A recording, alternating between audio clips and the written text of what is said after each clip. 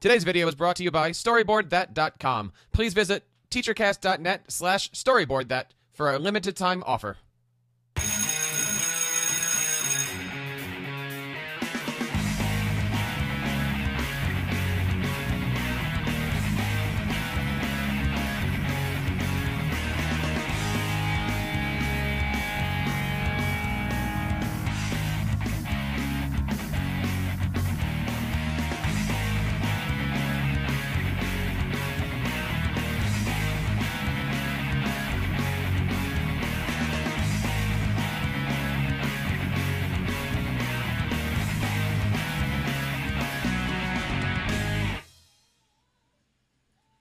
Hello, everybody, and welcome to the 71st episode of the Tech Educator Podcast. My name is Jeff Bradbury from TeacherCast.net.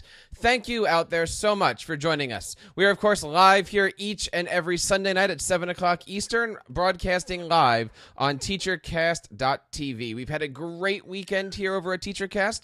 We were, of course, at the Edscape Conference up in New Milford High School.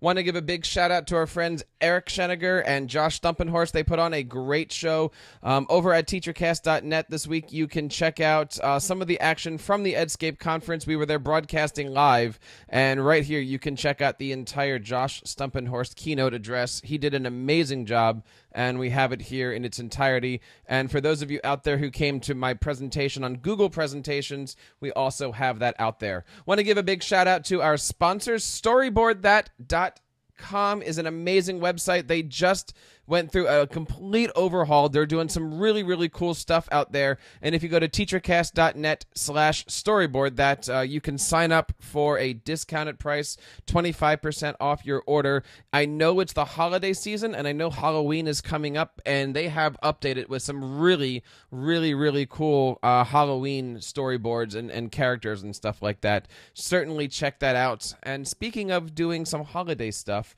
want to also bring up the brand new TeacherCast shop. If you're looking to purchase anything from Amazon these days, check it out, shop.teachercast. You can get your podcasting equipment, any iPads, anything that you're looking for electronic. And of course, if you're interested in some great reading material, we have those awesome Corwin books that everyone's talking about. And of course, again, our friend Eric Scheniger's Digital Leadership. We have a ton of great stuff over there. Of course, all of our archives can be found over at techeducatorpodcast.com, where you can find all 70 of our great episodes here. Want to bring on our co-host for the night, Mr. Sam Patterson. Sam, how are you doing, my friend?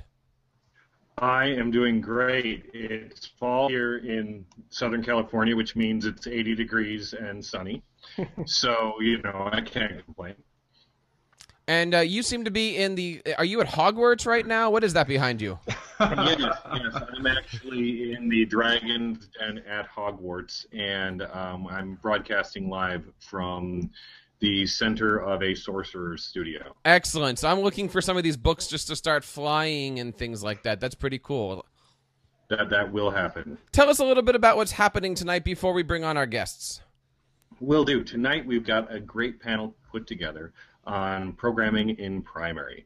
We've got Wes Fryer from Oklahoma, who's done some amazing stuff with programming and has written a book on hopscotch that actually is where I learned everything I know about programming. So he's going to be here. We've got Ann Jenks, who is a principal in the Oxnard School District, and her teachers are doing some awesome stuff with programming in the primary grades. And we have Gretchen from Codable. Nice. And Codable is an amazing app that I use with my kindergarten and first grade students to introduce them to programming concepts and get them started in this continuum of programming that I've got going at my school. Nice. Looking forward to a great show. Want to bring on our other guest host tonight, Mr. Jeff Herb. Jeff, how are you tonight? Doing very well, Jeff. Good to see you. Good to see you. How are things going over there at the Instructional Tech Talk? Are you a Yosemite converter? Did you go through all that Apple stuff this week? I sure did. I am on Yosemite, and because I don't have Final Cut Pro, I think I'm rolling pretty smoothly. That is nice. Yeah, everything seemed to transition pretty well, and so far I like everything that has been updated. And how is your continuity doing? Is that all working for you? Yeah, it's amazing. That's I cool. love being able to start. Well, I got the 6th Plus too. That came in last week. Oh. So Somebody got a Christmas bonus already. yeah. Nice. So We got to I talk love about being able to podcast start an sponsorships there, email. Jeff. I love being able to start an email while I'm walking to my office and then being able to finish it on my computer. That's really Nice. cool. Now, did you have to get a bigger car to put it in when you go to work? Right, I had to rethink everything. I I, understand. stepped up in a larger SUV, that kind of stuff. No. I Very. was going to say, is it weird to go to a smaller screen when you go from the 6 Plus to your computer and finish the email? Yeah, no kidding, right? Well, perhaps we can do a show on that sometime soon. I want to bring on David Saunders. David, how are you? I'm good. Thanks for having me on. I spent one half of the weekend at the Google Summit in Manchester, Connecticut, and I'm really excited about tonight's topic. Nice. I heard this thing called YouTube is starting to pick up. Did they talk anything about that? Yeah, there were quite a few sessions on YouTube, actually, which was great. Excellent, excellent. Sam, I want to have you introduce our guests here. Why don't you take the show away here? Excellent. Will do. I want to start by introducing Ann Jenks. Now, Ann is a principal in Oxnard. And how long have you been working with kids and getting your teachers doing coding, Ann? Oh, I started doing it, actually the coding was probably about 2 years ago when I really got interested in it and I could really see the applications, how it was going to really help our kids. My school is 99.9% Latino, it's 90% a Title I school and 90% English language learners. So the thing I like about coding is that language is not a barrier. Anybody can learn to do it and anybody can be successful at it. Awesome. I'm looking forward to hearing more about what you're doing at your school. We've gotten the second segment of the show. I want to introduce our other guest. We've got Wes Fryer from Oklahoma, and Wes does so many amazing things. These days they seem to mostly revolve around STEM. What are you up to, Wes?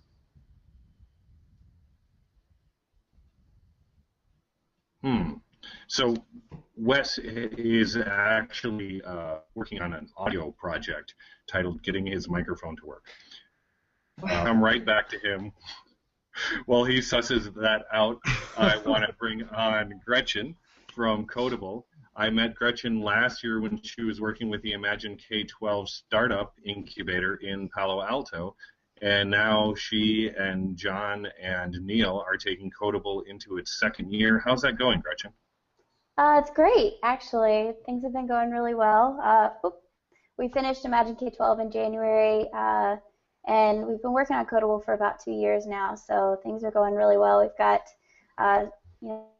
kids learning to code, and yeah, we're working on a web version, so that's exciting. A web version. Wow. Does anybody know about that? Is that an announcement? We've been talking about it a little bit on Twitter. If you get our weekly newsletter, you'll see hints about it in there from time to time. But our goal is to have it out by the hour of code. So. Oh, awesome. Eyes peeled. Excellent. And the Hour of Code is the first week in December. It's sponsored by code.org. And if you're a teacher who's thinking, gosh, I wonder if coding is something that might even fit into my class or my curriculum, the Hour of Code has developed and curated a bunch of amazing resources for our code.org rather, has developed and curated a bunch of amazing resources to support teachers in the Hour of Code and beyond the Hour of Code. So I encourage you to check them out. Wes, are you there? No, Wes. All right, that's okay, because we persevere, because we're technology people. What I'd like to start off with is really a big question, because when we are looking at coding and introducing really anything these days into our curriculum, we really have to ask, why should a teacher give their time up to this when there are so many things that we're held accountable for, so many pressures to teach math and science and STEM and reading? What is it about coding and programming that makes it something that teachers really should have in their curriculum? And, I invite anybody to kind of chime in on this. I think the thing that's really great about coding is that for the states that have adopted the Common Core, you've got all 4 of the C's in there. You've got creativity, collaboration, communication, and critical thinking. And coding addresses all of those. So when you're teaching coding, it's not just about computer science or math. It really kind of spills over into every single subject matter. And I think it's particularly valuable at this time. I completely agree. I see a lot of kids really working on their communication skills and interpersonal skills, especially in the primary age ranges. That's really important. So if you set up pair programming groups, it's really good for them to start working together as a team, learning about sharing, learning to take turns. So that's an added bonus to programming too.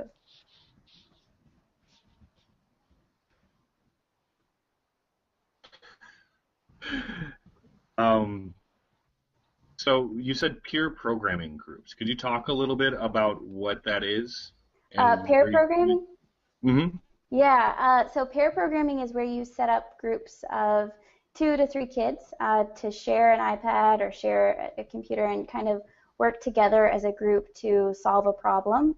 So they can, you give them a task. So for example, if they were doing Codable, have a certain number of levels that they would work on together, and they would take turns. So one student would program the solution, and then the other one would be able to kind of give tips or help, or they would say, okay, I think maybe if you did it differently, it might work better, and then they can rotate, and so the next student will have the opportunity to code while the other one gets the chance to kind of provide feedback and say, well, maybe if you did this, the bug would go away.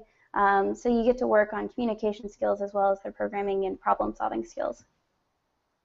Now, I noticed that, Gretchen, both you and Ann have talked a lot about things that aren't syntax and loops and recursion or things like that.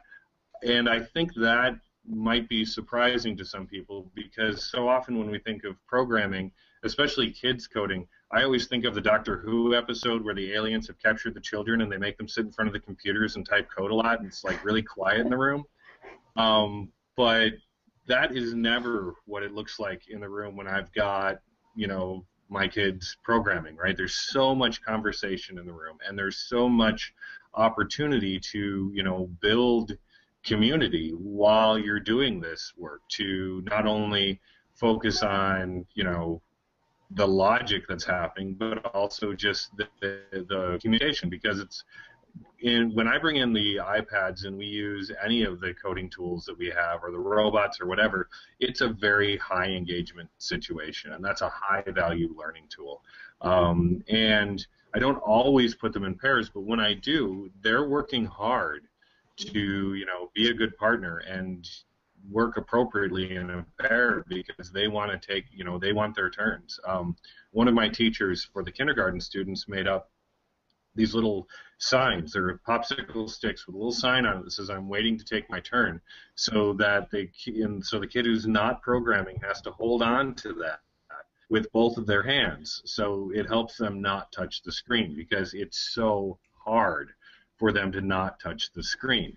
And we have to talk to them not only about things like making sure you take turns, but how to offer help, how to refuse help, how to ask for help. And what we see a lot of development around is perseverance and resilience. Have you guys noticed that students kind of pick that stuff up? Absolutely. I think the thing that all of my teachers are saying, my school's a K-5 school, but in kindergarten through 5th grade, they're all saying that there's a tremendous amount of resilience and I actually walked into a 1st grade classroom one time, and this little girl was doing, I think it was like Lightbot, and she'd get to a certain point, and then the Lightbot would die, and then she'd go back to the beginning, and she'd do it over. But each time she went a little bit further, so she was learning.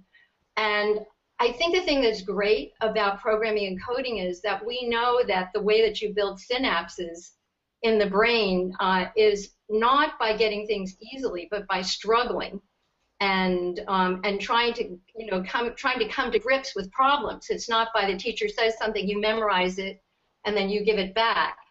it's by working through things that you're actually, learning more deeply, and actually, having your intelligence grow. So we find that this is probably one of the biggest benefits, is that it's really taught kids to hang in there when they don't get the answer the first time, not to throw in the towel and give up, but to really hang in there, because there is an answer. You just have to keep going till you find it. Definitely. I just noticed in the chat box, Craig mentioned that not all programming has to be done on devices. Have you guys seen any good examples of offline programming? Gretchen, I think Codable has something for that.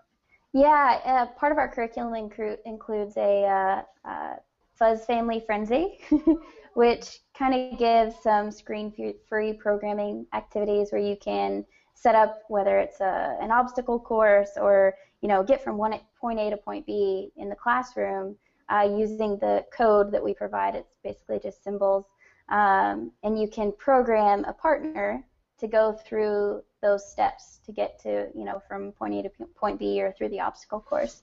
So that's a lot of fun. I actually encourage people to do that before getting any devices out, because it really helps the kids, especially at this age range, kind of get a real-world example of what programming really is and how specific you need to be, and really what it means to be coding. Yeah, Code.org had, besides all the other games that were connected like Angry Birds and Codable, they also had a paper pencil way that you could participate in your class. And University of California, Santa Barbara has a program called KELP, and the beginning of that is paper pencil. So I think that it's great that it doesn't mean if you don't have access to technology that you're not going to be able to do some of this. Now, I know that you have done some work with KELP, and this would probably be a good time to transition to talking specifically about what's going on at your school. Right. Well, we have two different things going.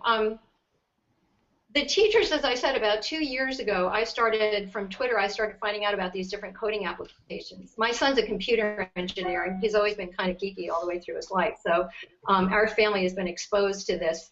So anyway, I wanted the kids, because I feel, in my school especially, what I'm trying to do is provide opportunities, and, the opportunity of going into different careers that might result from learning to code early is something that I'm very interested in. So last year, I convinced everybody in the school, all the teachers, to do an hour of code. I said, look, it's not an hour a day. It's 1 hour during the week. You can do it for 12 minutes a day. You might want to do it twice for a half an hour. And really, that was the turning point. People were so thrilled, the teachers were so thrilled with what they saw happen with the kids when they participated in this, that they started going way off on their own, really incorporating it into the classroom every single day.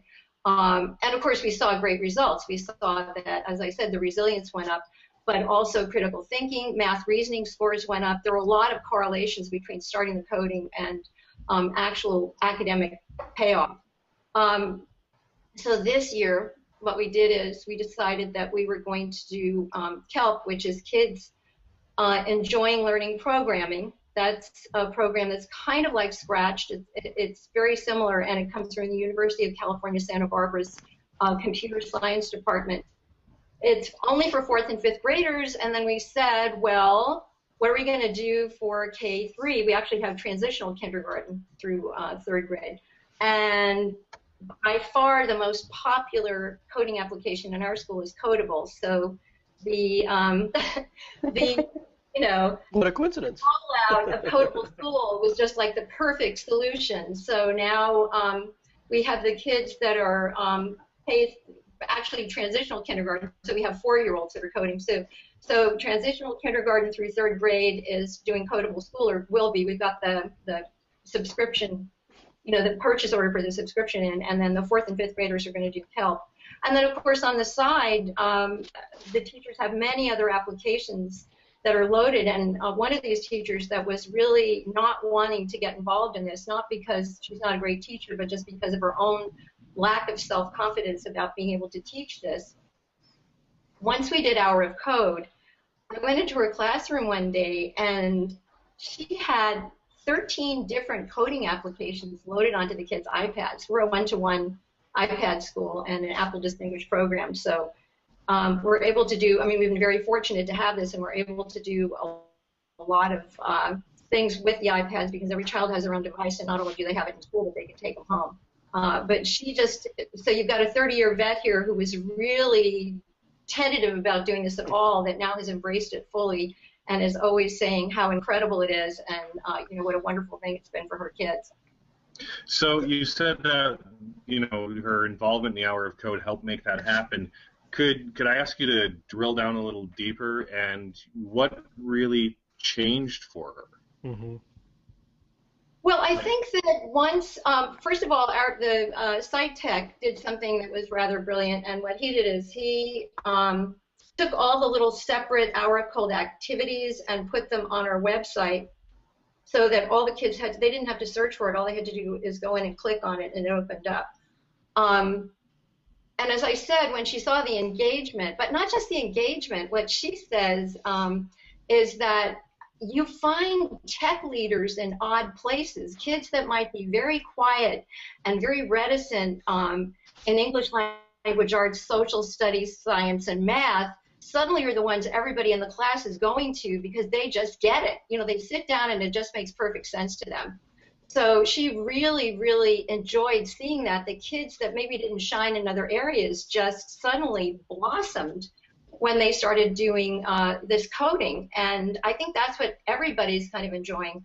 I had a child in a special day class last year that had blown through 30 levels of Codable in the first 2 weeks of school. That's awesome. And so, you know, it just goes to show there are different kinds of intelligences, and this is something that's really giving children that might not shine otherwise an opportunity to shine and to show what they can do. Now, could you talk a little bit about why I mean, we've talked some about what the teachers have seen, kind of the power of witnessing that effect on the students and how that inspired them to drive further into it. But could you talk specifically about why coding is important for your population of students? Sure. Well, like I said, we've got over 90% of the kids that get free and reduced lunch. We're 90% English language learners. And the thing about coding that's great is by the time the kids learn this, they'll have 3 languages. They'll have English, Spanish, or whatever other language they speak, and programming, which is a language in itself. I'm all about opportunity, and when I came to that school, this is my 8th year being principal there, at the end of the year, I gave, there was a drawing, all the kids that, you know, got all of these, it's called Catch of the Day, so they're just doing something good that any teacher or campus assistant can give it to them. We're in a drawing for an iPod Shuffle, and a 6th grade girl won it, and when I gave it to her, she said, "What is it?" And, you know, mind you, this is 7 years ago, so this isn't like it was 20 years ago. She didn't know what it was, and that was the big aha moment for me, that these kids didn't have access to technology at home, and that if they didn't get it in school, they were going to be so far out of the, you know, the loop that they weren't going to have opportunities, because basically if you're not just familiar with technology, but if you're not fluent in technology, you could barely get a job at McDonald's now. And of course, I really want these kids to have opportunities, and when you hear that there's a need for 1 million computer programmers by the year 2020, and we have 400,000 now, and the average programmer makes $78,000 a year, I'm saying, why wouldn't I want to make sure that my children, the kids in my school, have that kind of an opportunity? So as I said to you, to me it was almost a moral imperative to make sure that these kids have the opportunity to go as far as they want to go. Definitely. I think that's very well said. And there's a lot of opportunity out there. I mean, this can take place in so many schools, and I love the story of your teacher who was essentially went from thinking this is something I don't know and I can never learn to giving her students all of that access to the different tools. And it reminds me that one of the biggest challenges to teaching coding is just adopting that mindset of decentralized expertise. Exactly. The fact that, we don't know everything, and that's okay. And the kids are going to know more than we do because they're digital natives, So what I find a lot of times is that the kids are giving the teachers the answer, and we just have to give up that kind of 19th century model of, being the person that knows everything up in the front of the classroom and get into a more collaborative model where we're facilitators and realize that these children are going to know it just intuitively. They know more about technology than most of us, and I think that's fabulous. I think that's great and something that we should celebrate. And it's very empowering for the kids, and that's really what we want. Right. We want to model for them the process of finding out what you don't know. And, one of the amazing things about being connected is that there is access to so much knowledge, formal and informal, and that any of us can become creators of knowledge. Once I teach my students about learning from screencasts, they very quickly want to become creators of screencasts. Exactly. Then they're like, oh, I figured something out. And the first time they figure something out for themselves, they want to make a screencast about that because they know someone else is going to have that problem. And that's when, what I love is when I see kids kind of making that leap and engaging in that community of information. This would be a great time to transition over to Wes, who is now with us live, audio and video. Wes, how are you doing? Was that a prompt? Is my audio on now? Yes. Yeah, your audio is on now. All right. Great. So isn't it just great when things just don't even work and you feel like a beginner again? Which actually is a good thing about coding. As you were describing your kids being experts, my favorite part of helping 4th and 5th graders learn coding through code.org, Scratch, and Hopscotch, this year has mainly been Hopscotch, is when students will really be fighting to get to the projector so that they can be the ones teaching each other, what they've found. And when there's a group that'll collect around a table and everybody's seeing this, here, can you show that to everybody? It's that iterative lesson cycle that we learn about from the media lab at MIT and from Mitch Resnick, where we're imagining, we're creating, and we're sharing, we're reflecting, and it circles back. It doesn't happen all the time, and it's amazing how different it can be with classes. But when students are buying in that way, that they have something to teach, the expertise is often from different students who weren't all the ones that the kids would expect, or in other classes have been the students that have excelled. I just love that, and I particularly love it when adults can observe that, because I've learned that it's really not. It's like zero. Your effect is like 5% if you're going to try to teach adults about coding without kids. But if kids can be present, and enough kids can be present where their excitement can be infectious, and they'll be showing what they're doing and teaching each other, that changes adult perceptions about student capability, the value of coding, all of this, far more than me trying to be persuasive and put my best PD skills at work. I can't do it, but kids can when they are on fire with excitement for all the different skills that fit into coding and animating sprites and moving across the screen and learning about negative numbers and all of those things. So that's become one of my goals, is doing professional development around coding where adults get to be with kids and get to be learners with them and just have that experience, which I've found to be transformative. PD is not transformative very often, I found, but it can be when kids are on fire with excitement for coding and they are basically just doing what they would naturally do,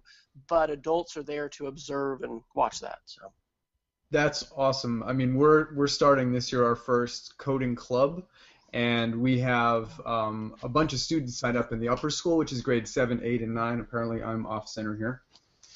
And but we also have a bunch of faculty who signed up, and they were initially reluctant to because they thought they didn't have the expertise. But I convinced them to join as students, And now we're doing some partner coding during some evening events where they're partnered with students and working through some problems together. And I would absolutely agree with what you said. Once the students are bought in, it just helps to fuel the fire to get faculty on board.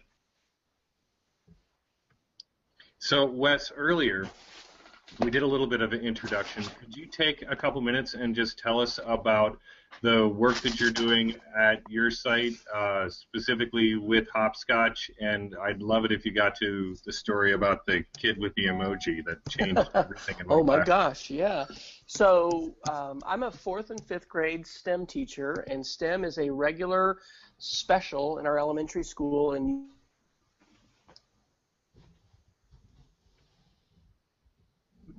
except instead of once a week for the year, things like music, I see students every other day for a semester.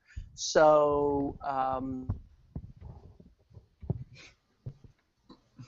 flip with the art class, and 22 times in a row. I get to do it 11 times. iPads, and I love Scratch. Have done different workshops and things with kids with Scratch, and we have the computer lab, but needed to find something that we could really do on the iPad. And so when Hopscotch came out, we started something that my kids could use as a resource, because what I learned quickly and is affirmed over and over is that I don't want to be the direct instruction source for my students. I want to empower them with some challenges and show them some things, but then let them explore and let them come back and have this iterative lesson cycle where it's just not much direct instruction at all. So last year I went ahead and just created an ebook about Hopscotch, really as a resource for my kids, and then I thought, well, why don't I go ahead and share this with others.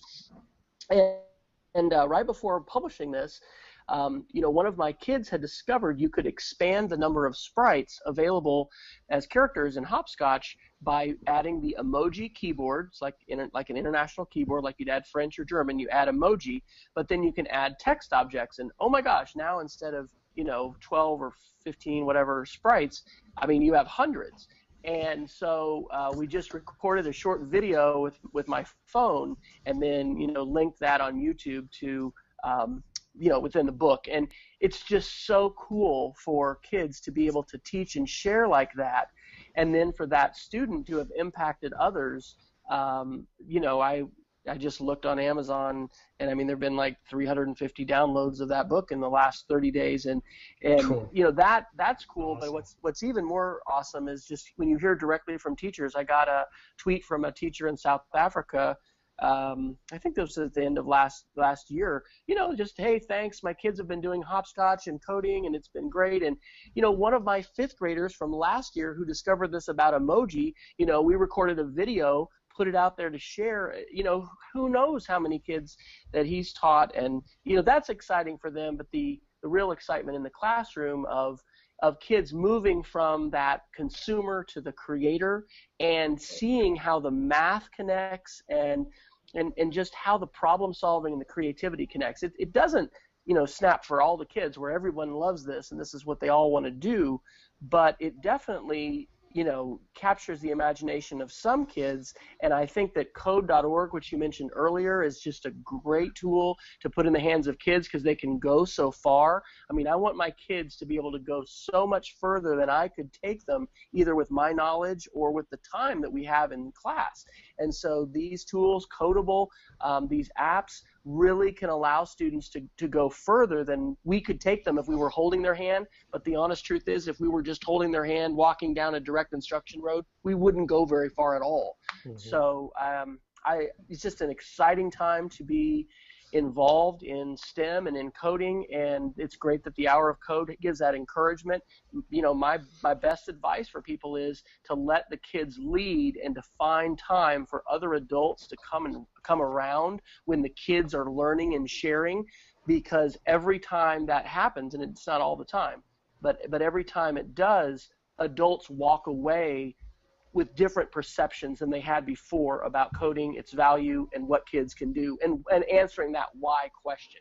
Kids will answer that why question better for adults when they see them, engaging in coding and teaching about coding than when we try to break it down and, cite the standards and all that, which we can do, but we're not as persuasive as the kids can be. Definitely, and I think, on some level we have to cite the standards and put that argument out there so that people are like, oh, okay, great. But you're right, watching the kids do the work is transformative. Just the other day, my boss, the tech director at our school, sat through one of my second grade classes where we were working with hopscotch, and it was the first time he'd seen me work with them, even though we've been doing some work. He's, busy and I'm busy, and it's hard to get into each other's classes, and he was like, that was amazing. They did this and that. Yes, it's amazing. And you give them a little bit of information, give them some resources, give them a challenge, and get out of the way. One of the greatest things I learned from Wes's book on hopscotch was how to work with an open platform, because coding on the iPad can kind of come in a couple of different flavors. You can have a leveled game-style app where the kids work through a series of puzzles, and the puzzles get incrementally more challenging and develop, introduce new skills. Or you can have something like Hopscotch or Scratch Junior, which is really kind of a blank canvas. And a blank canvas can be pretty challenging if you don't have a good sense of what to do with it and how to kind of develop those skills that we would develop, more naturally in a more leveled, puzzle-based approach. But I have to tell you, Wes, some of the things that my 4th and 5th graders came up with once they figured out that, for example, the emoji keyboard has a nose and it also has a finger.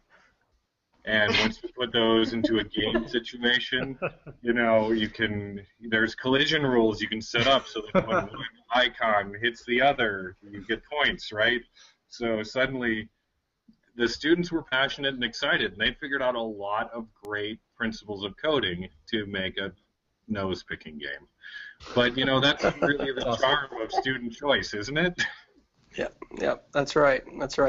And, I'd mentioned that Hopscotch has changed a lot in the last year, and I'm working on, releasing kind of an updated version. There's a community now where you can have the students share their products and what they call it, branching or fork. It's called branching, but it's forking. And one of the most important things I think we talk about is when it's appropriate to copy.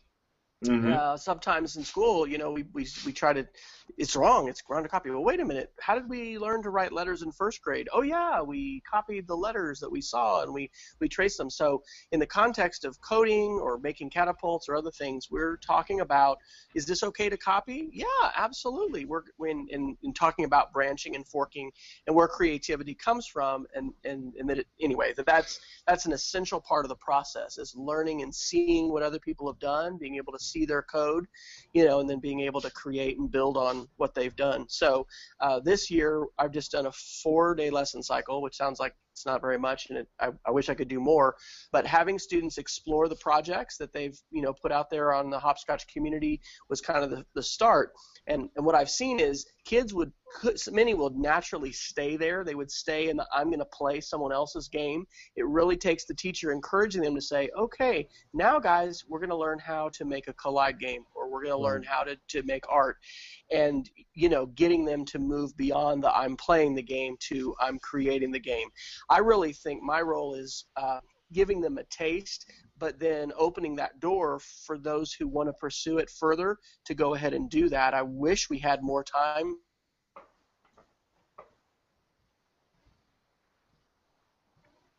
We could just do coding on can't.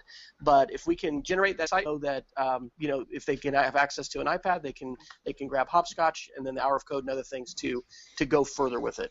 So that's kind of a different way of looking at our role too. Is it's not just the skills you're going to get in my class that I'm going to be able to assess, but I want to help start a fire of excitement for you for coding, and then point you in the direction that you have additional resources and tools so that you can go further with it. And then I'm going to celebrate with you as you come back and tell me, oh look what I found, here, show that to our class, that kind of thing.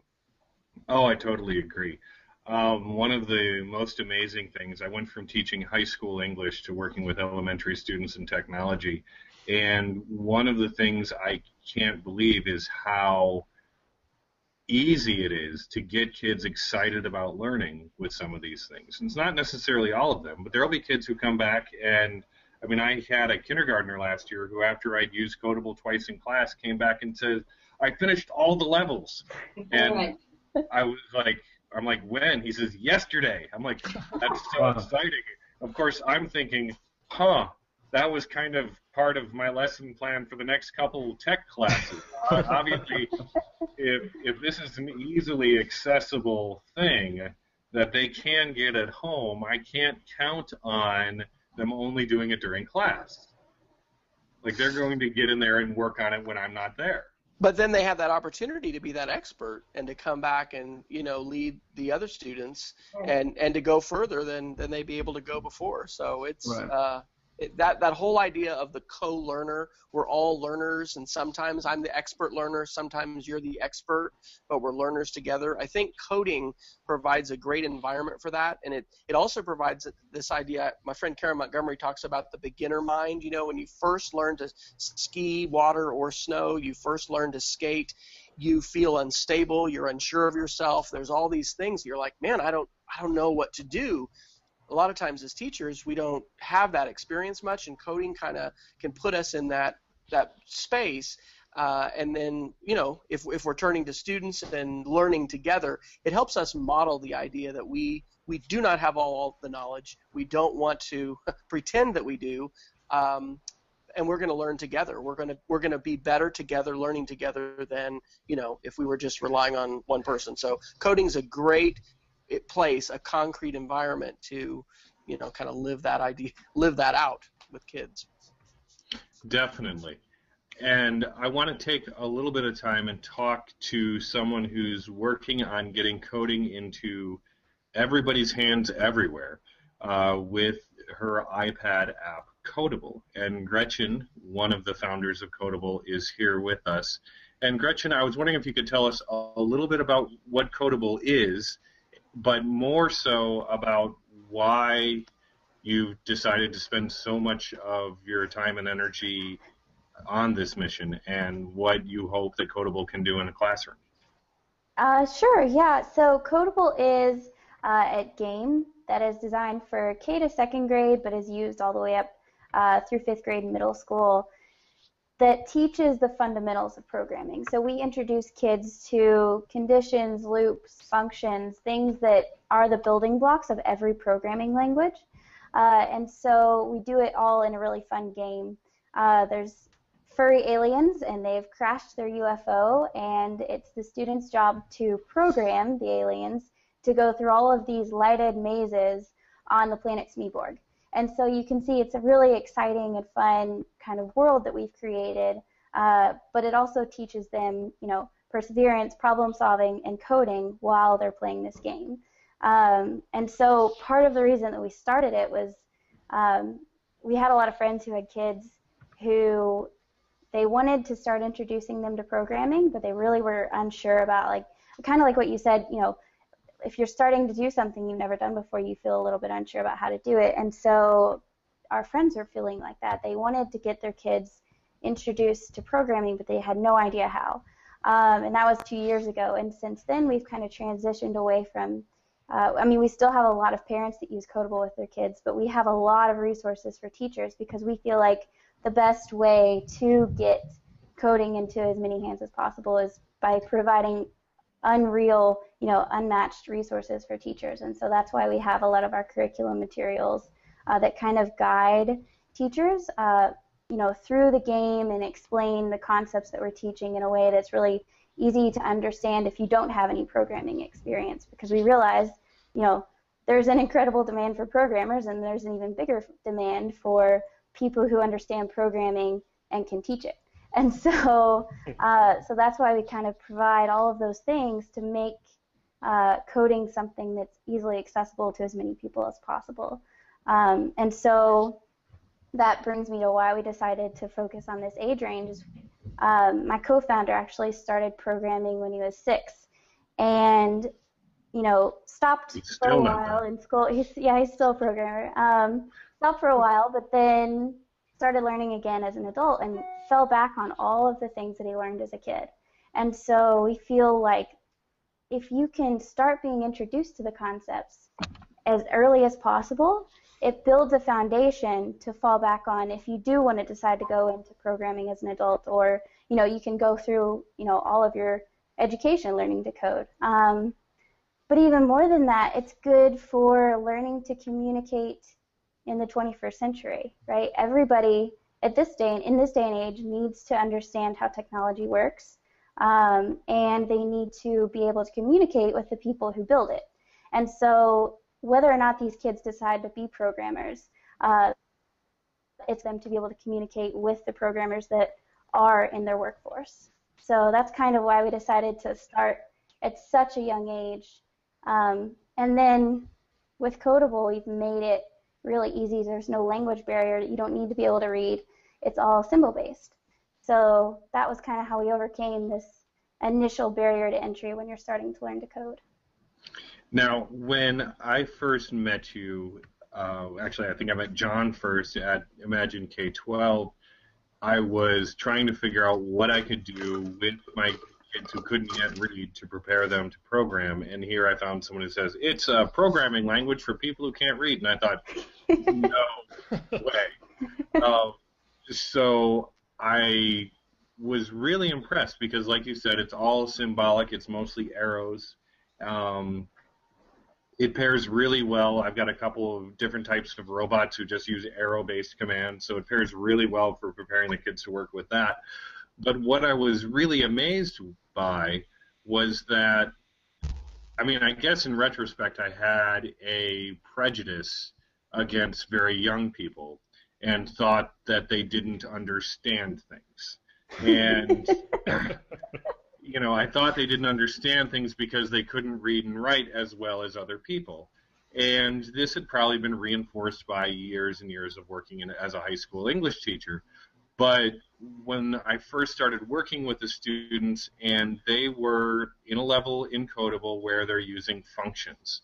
And in Codable, a function works as it's one command that when you put it in the command line, holds 3 other commands, and then they have to load those 3 commands into it. And each time they call that function in the program, the fuzz will execute those 3 commands. This is great for my kinders because we're working on pattern recognition, and I have them actually say out loud while they're working right, up, right, down, right, up, right. And then I'll say, okay, did you hear a repeated pattern of 3? And they'll say, oh, yeah, right up, right. So they did all of that. And after they successfully completed a couple of those levels, I said, so tell me about the function. And they explained exactly how it works. And I said, well, what does it mean on this screen?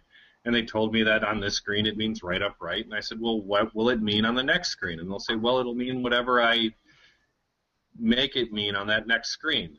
And in my head, I'm just totally freaking out. I'm trying to play it really cool in front of this kid, right? In my head, I'm totally freaking out because this kindergartner who cannot read is explaining a concept that I have struggled to teach 6th grade students in math. Because in addition to teaching high school English, I've taught math, as far down as 6th grade, and variables are hard for them.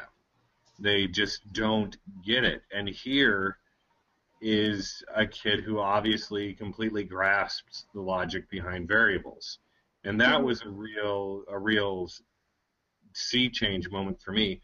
When you were coming up with Codable, how did you figure out what kids could and couldn't manage cognitively? Good question. A lot of research. So for the first 2 months that we were working on Codable, I spent all of my time doing research on early childhood development, understanding how kids think and when they start to think logically, and it's about 4 years old. And so after we did that, we came up with our first version of the game. It had 8 levels, it had no menu, it barely had a play button, and and we took it and we tested it with a bunch of kids ranging from 3 years old all the way up to 13. And we tested to see, when the kids started to really grasp the concepts, we'd ask them, kind of like you did with the function, we'd say, okay, what does this mean? When you use this colored tile, we use colored tiles in Codable for conditions. So I'd say, what does this colored tile mean? And they'd say, if the tile is purple, then go down, which is an if-then statement, which is exactly what conditions are. And so I was like, oh my gosh, this is so exciting. So we kind of used that as a test to see, whether or not the kids were able to understand it. And initially, Codable was supposed to be for kids as young as 4.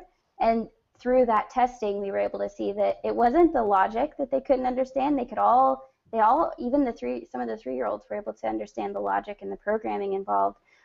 It was the actual motor skills of dragging and dropping where they had difficulty. So it's amazing once you remove kind of the barrier of knowing how to read, and like if you that's really easy to pick up and you work at your own pace, how young of an age kids can start to learn really advanced concepts. And so that's why we decided on the 5-year-old age range, 5 and up, was because at 5, between 4 and 5, kids get the motor skills to drag and drop. So yeah, we did a lot of testing in the early days, and we still continue to test everything that we put out in the game. We test with kids. A lot of times we'll go to schools in the Bay Area, or we'll talk with teachers on this lovely map behind me. These are the people that test things for us. So we'll test things out in the classroom. I'll go and watch kids using Codable in the classroom, and then we'll make decisions based on that feedback on what we need to add to the game. Now, one of the things I want to mention about Codable is that in working with teachers, you actually ended up developing a second platform that is specifically for the classroom, where you've added structures where teachers can sign in and they can see all of their students, they can see the progress that they're doing. How do you see Codable being used in the classroom and as a teaching tool through Codable Class? So it's used in a lot of different ways. I don't think that really adding the teacher things really changed the way that Codable was being used. It mostly just enhanced it. So we have Codable being used in after-school programs, in technology classes as a reward at the end of morning work or whatever. We want Codable to be very flexible, because we realize that coding isn't a main part of the curriculum. Even though some schools are making it, it's still something that you kind of have to work to include. And so we wanted to keep it as flexible as possible. But now that we have this progress tracking and being able to create classes and manage all of your student profiles and sync on any iPad, we've kind of seen an increase in teachers' ability to work Codable in. So maybe they're using it in a lot of different ways, but they're able to enhance kind of the one-on-one work with the students, set up better pair programming groups depending on what they see the kids are working on based on the progress dashboard that we provide. So you're really able to kind of enhance the programming education as opposed to kind of change it, if that makes any sense. Definitely. I've noticed that using Codable Class, it's really easy for me to have students. I have students that are in my after-school K through 3 programming club, but I also work with them daily, not daily, but weekly in the tech class.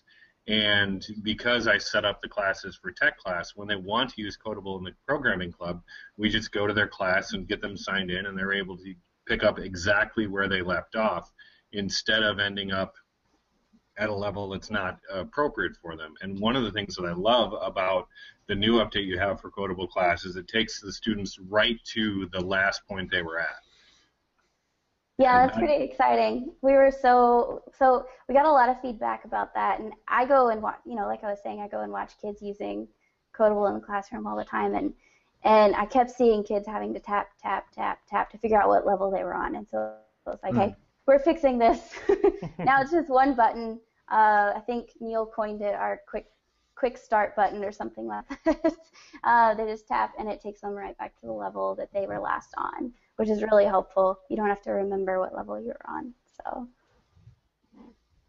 I think getting Codable Class for our school was probably the quickest decision our leadership team ever made. I just had to kind of pass it by them once, and everybody said yes. So it's really amazing, especially when you have limited funding and you can only spend it. And there's usually a lot of discussion about, do we really want to get this or not? And once they heard that there were, that additional information was available to them where they could track kids, they just said, yeah, absolutely, we want it. So thanks, Gretchen. I'm so glad to hear that. Yay. That means that we're doing something right. So, and, to kind of add to that, we're always listening to what teachers are saying because, you all are in the classroom every single day. So if you all have feedback, if you use Codable and you say, oh, I wish that it did this a little bit better, or this is really not necessary, we're always listening to that. So you can always reach out to us. We're a team of 3 people, so it's tough to kind of get to things as quick as we want to, but we always listen to what you all are saying. So thank you. I'm glad to hear that. It means we're doing a good job. Definitely.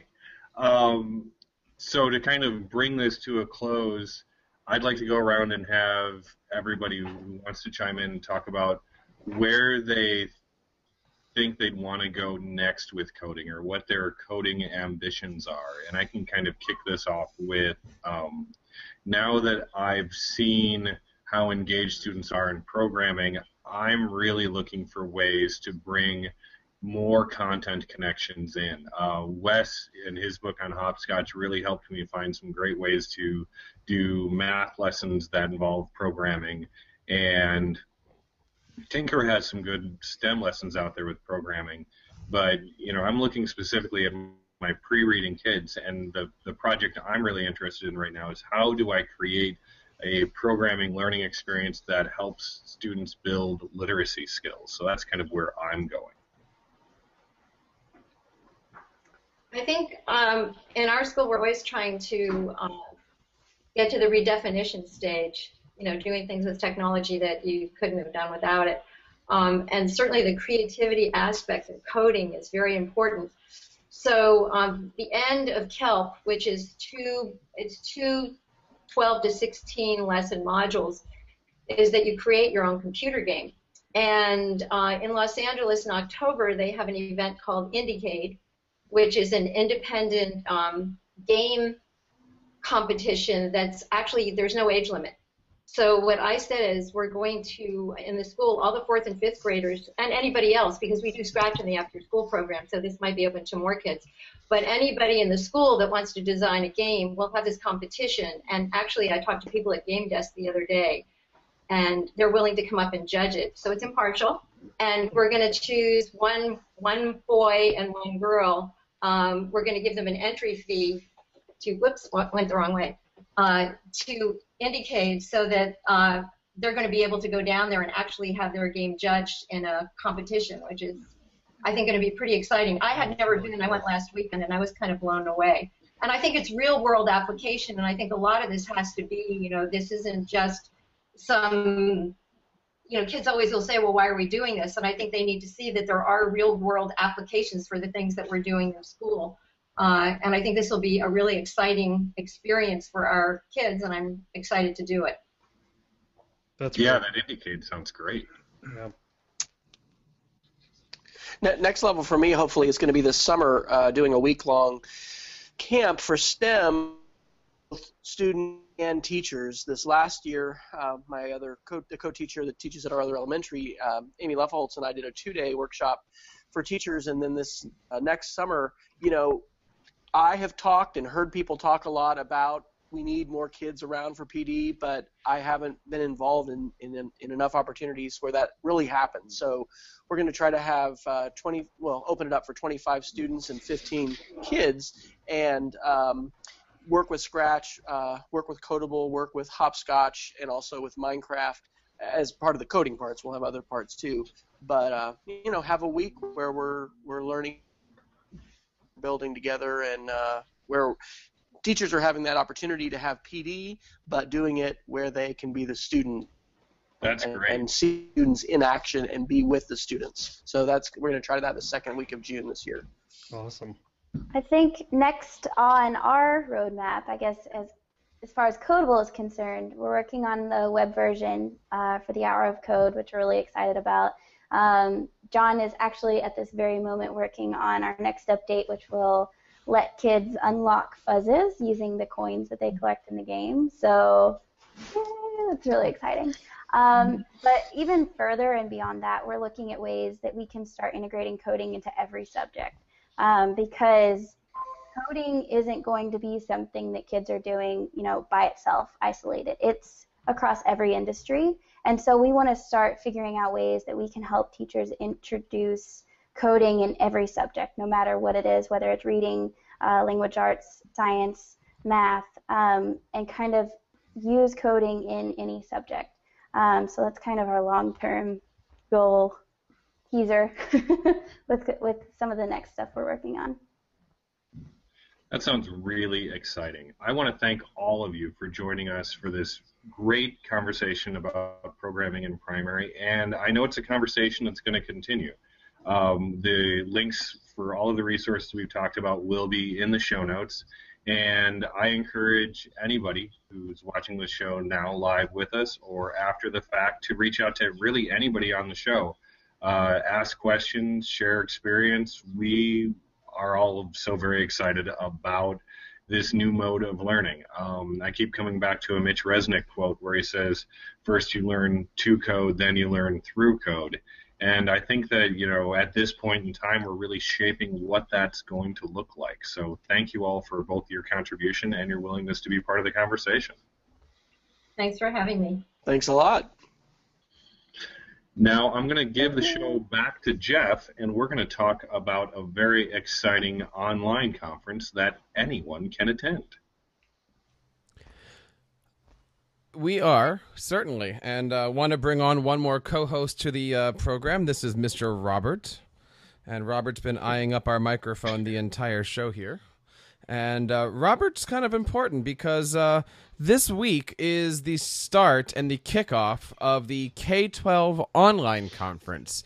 And before we have Wes give a little bit of background information, of course, you can find out more information about this over at K12onlineconference.org.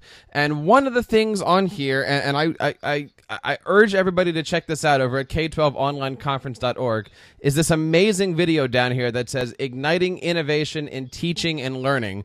And the keynote for this year's K12 online conference just happened to be Professor Wes Fryer. Wes, I got to tell you, man, thank you so much. This video was absolutely amazing. It was a joint venture between you and your daughter, I believe, and you talked a lot about the differences between, or the similarities between teaching and going into technology and starting a fire.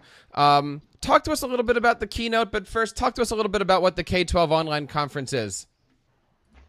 Hey, well, much for highlighting the conference. This is really a work of love and passion for many educators who've been involved. This is the 9th year of K-12 Online. Started back in 2006 with a conversation, I think, between Will Richardson and Darren Kropotwa and Cheryl Nussbaum Beach. Dean Shareski got involved, and I got pulled more along the way and said, hey, we've got these tools. We could have a free conference and let innovative teachers share ideas. So I've been an organizer since it started, but less involved this last year, and this year was very honored to be asked to share the keynote. So it is basically a series of 4 presentations per day once the real conference starts this next week, and the regular conference, 4 different strands, and all of the presentations are asynchronous. So that means that you don't, as we are today, we're live, at the same time in different places. You don't have to be live at the same time because the presentations are all recorded. So each day those presentations will go live at 8 a.m. Eastern Time. And the first week we have strands for stories for learning and games and gamification. And then next week we're going to have passion-driven learning in STEAM. So just lots of great ideas. Teachers share their ideas. This has been a transformative opportunity for me to connect with many educators, not only learning from them during the conference, but then following them on Twitter, following their blogs, and being able to engage. Just like Sam said, any of us here, I'm sure, are going to be excited and happy to answer questions and see how we can help other people out. And that's such a different thing, a typical conference when you go in here, and that's pretty much it. The idea is for K not only getting ideas, but linking, being in dialogue, and then being connected with people. And that's one of the most important things we can, as educators, is be connected educators. It is Connected Educators Month after all. It certainly is. Wes, let me ask you a big favor. Can you back the camera up just a little bit? We moved the camera on you here. And then down just a little bit. Now, again, this is a completely online conference here. And Jeff, let me bring you in here. Why is it important that educators take the time to go to online conferences? I mean, essentially, you are just checking out these videos, but they're amazing, amazing videos. Jeff, why is it important for an administrator, in your part, to share these great resources with your staff? Well, I just think it takes the difficulty of getting to this content out of it. A lot of the reason that our teachers don't go to conferences or don't like going to conferences is, one, they miss out on that opportunity to be with the students, and two, it's difficult for them to prep a lesson that will be as beneficial as if they were in the classroom. They kind of feel bad almost, the fact that they're leaving and unable to be with the students. So I think having that content available for them to be able to consume whenever it is that they can is really, really important. So I completely agree that the online access, whether it's during their conference period or at home later at night, to be able to review that content is really cool. David, as somebody who's working in media sciences, I would assume that a conference like this would be very, very valuable to not only watch and view, but also to archive for future uses. What would you say to a teacher that's like, I don't know, should I take my prep period and watch one of these videos? What types of things do you get out of these amazing conferences?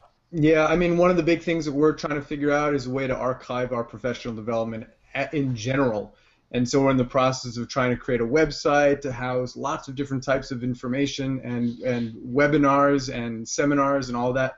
And so we're always encouraging our faculty to take that time on their own initiative to find something that they're passionate about. And so we're constantly offering opportunities and putting things in front of them and hoping that they're going to bite.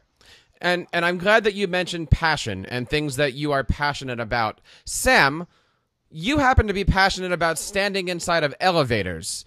Talk to us a little bit about what that has to do with the K-12 online conference.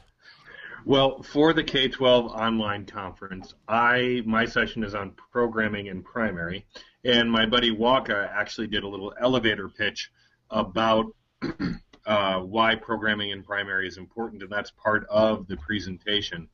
It turns out that Waka may not have completely understood what I meant when I asked him for an elevator pitch, but he did a good job anyway. That's nice. Wes, one of the neat things about these presentations is that they are short. Like, the limit that we were given was 20 minutes. So that means that in a 45-minute prep period, a teacher can watch these conversations and really get a lot out of them. Why is it important that these conversations be only around 20 minutes? Well, I think part of the inspiration for that came from TED Talks, having something that was very small, digestible, and, concentrated. We're all used to breakout conference sessions and things that are 45-minute and 60-minute, and those can be great, but it was just really, have that impactful 20 minutes. And so it's a real challenge as a presenter. I was thankful as the pre-conference keynote to go a little bit longer than that, but it's hard, to get your message, concentrated into that small amount of time. And part of that is just to try and make it an accessible and very impactful experience. And I'll mention too, in addition on iTunes U, thanks to the hard work of Peggy George, all of the presentations are not only available on YouTube, they're available on iTunes U as well. And so you can subscribe and be able to download those. So, and the plan is to have these available forever. So, as folks see things that they're enjoying, being able to share those with others, and not having, this is only here for 30 days or 6 months. This will be available. But the conference creates immediacy, and it hopefully really amplifies those ideas and encourages people to take the jump. Because my guess is that a small percentage of teachers today have really participated in an online conference, and it's a great way to learn, as you all know well here on TeacherCast. So we want more teachers to be getting involved in seeing those presentations, but then also making connections and becoming a connected educator that's participating, not merely consuming, but creating and sharing. So becoming part of the sharing economy. And if you are out there watching this, there is a great presentation happening on Tuesday. I believe it is this Tuesday, Wes, that you guys are going to be releasing the conversation that I did, which the original topic actually started off being, what does a teacher creator do? And how does being a teacher creator help your students? And then a few weeks ago, I had a chance to speak at the ECET2 conference, and they basically said, yeah, tell us your story and tell us what you do and tell us how all these different things. And it ended up being this big TED Talk style thing, if you will, basically about these three. Well, two at the moment, but three. And so I just kind of thought it was kind of fitting to bring these guys on and say, if you check out the conference over at K12onlineconference.org, like I said, it's going to be released on Tuesday. You can see the wonderful story of how these three came into the world, and it looks like Robert has a new friend over here. But definitely check that out. Wes, where can we hook up with the K12 online conference? What's your Twitter and all that other good stuff? So the Twitter is just K12 Online, and I think we're probably we are on Facebook as well as Google+, but the best way is probably to use Twitter. And the conference presentations go live each morning at 8 a.m. Central or Eastern time, and the full schedule there. If you just click on 2014 at the top of the page, you can see the schedule. And Monday through Friday this next week, and then the following week there'll be 4 new presentations. So it really is kind of a fire hose of content. There are keynotes that start off each week. But it gives us a chance to really differentiate our professional development. I don't think anybody listens and watches all the presentations during the conference. You can pick and choose, but there's such a rich array of choices, and it does, as was mentioned, it takes away some of those barriers that we have about time, about money. It always takes our time, but we're not having to travel outside the classroom, and we're not having to pay. So there are lots of reasons why it's a great professional development option for teachers. Nice. Definitely check that out this week and next, the K-12 Online Conference over at K12onlineconference.org. Guys, I want to say thank you so much for taking the time. I know we ran over extra time. We are going to be having the 14th episode of the 30-Second Take podcast right after this episode. Sam, before we get out of here, tell us what's going to be happening next week on the show. Next week, we're going to continue our talking about programming, and we're going to talk specifically about programming to support content area learning in all grades. Nice. Jeff Herb, tell us a little bit about what's going on this week in Instructional Tech Talk. Really excited. I've been working on kind of a retrospective with a 20,000 student school district that has been going incrementally one-to-one with iPads, and we're looking at what went right, what went wrong, and going to be feeding out some information about what other districts that are considering doing the same can do to prevent the issues that have happened in this district. So I've been working on this for a while now and have had some great interviews with superintendent, assistant superintendents, teachers, students. It's going to be pretty good. So that should be coming out in the next week or two. Excellent. And what's happening with David Saunders this week? This week we're working on our coding club just surpassed the 1,000 point mark, and so we're making some great progress there. We're getting ready for our November coding makerspace event, which is going to be all about robots. Nice. Sam, what's going on with this week with Waka World? In Waka World, we are all about robots. Actually, last week, the good folks from Tickle App had us doing some beta testing with Spheros, and this week, we're going to be writing some more about STEM and robotics. Excellent. And this week in Baby World, Robert yesterday actually, just learned how to sit up by himself. So that's pretty cool. And for those of you out there who have been following the Edu Triplets, they're going to be turning 1 year old pretty soon. That's crazy. So they're doing really, really well. Are we going to have a surprise party at an unnamed educational conference? Yes, we are going to be having a big surprise party at the New Jersey Educators Convention. Don't worry about that. So thank you guys so much for joining us. Stay tuned. We are going to have the 14th episode of the 30-Second Take podcast with our friend Brad Gustafson. Again, check out the K12onlineconference.org. We have some great things going on this week. I'm going to try to do this and not drop a baby. Thank you so much. In 5, 4, 3, 2...